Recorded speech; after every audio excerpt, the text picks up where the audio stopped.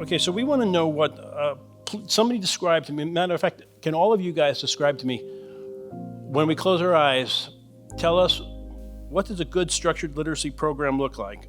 You know, for the example, first grade classroom.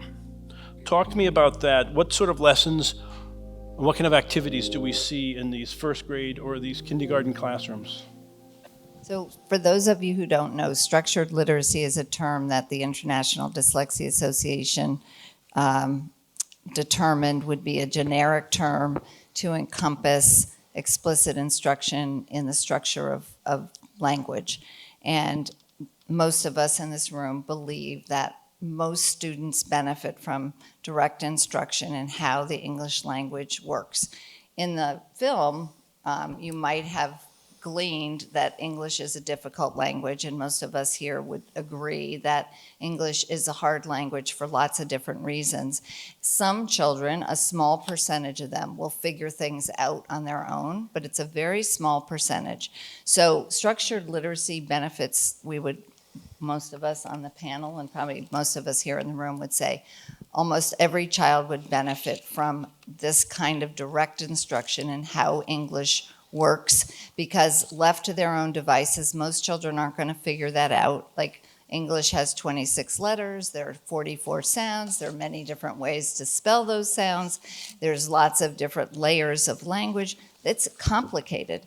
And so here's the thing, most teachers don't learn those intricacies, those complexities of English. How can you explain that to a child who's throwing up their hands and getting frustrated because they think English is crazy and stupid and illogical? It's actually very logical. But as a teacher, you have to know a lot about that. You have to know how to explain it. You have to know how to motivate children when they get frustrated.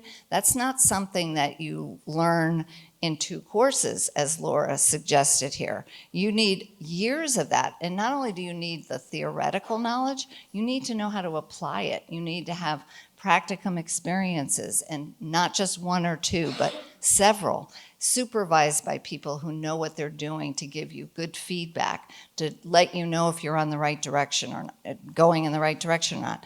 That doesn't happen in 90% of the teacher prep programs. And so that you can draw a straight line to why there are so many children who are not learning how to read properly. Straight line, it's not easy to figure that out. The rocket science is, how do you do it? Karen?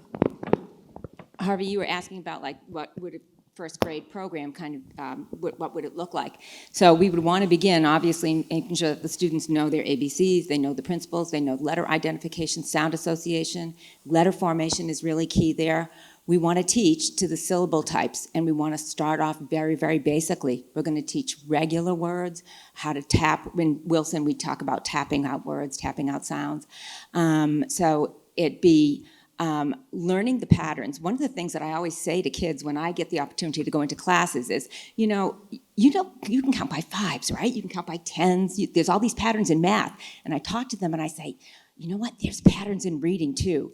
And these are the things that we're going to help you to learn. And so we talk about teaching to the 6 syllable types, not all 6 at first grade, but gradual introduction, increase of the number of sounds per word, teaching them not only phonetically regular words, but how to memorize and learn high frequency words also.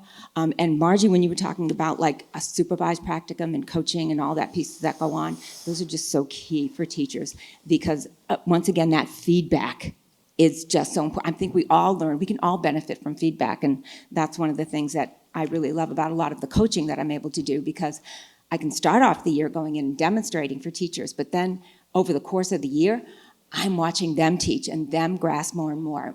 And it's a gradual release. I'm gradually stepping back, and by the end of the year, the teacher is up there and just shining on her own. And that's that supervision that I believe that a lot of programs will, hopefully give to teachers these days.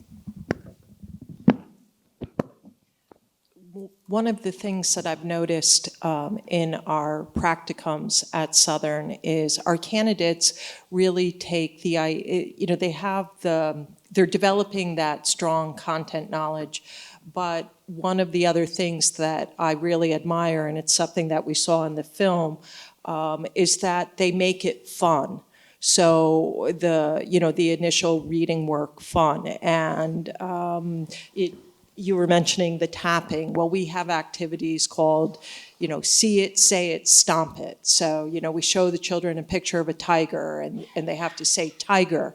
And then if you're wearing your cowboy boots, it's much more dramatic. And you, tiger. And they just have fun with it. And my frustration is when I hear, concerns about, oh, this is tedious, it's boring. It's not. It's wonderful and it's magical. So I think making it fun is very important in any program. We spent a year in Waterbury, and you can see what these classrooms look like, and they do Wilson in there, and it is fun. But, I just want to, again, say, when you're following kindergarten teachers and first grade teachers for a year, you see how hard of a job that is to lay the foundation down for learning. It's an incredibly hard job.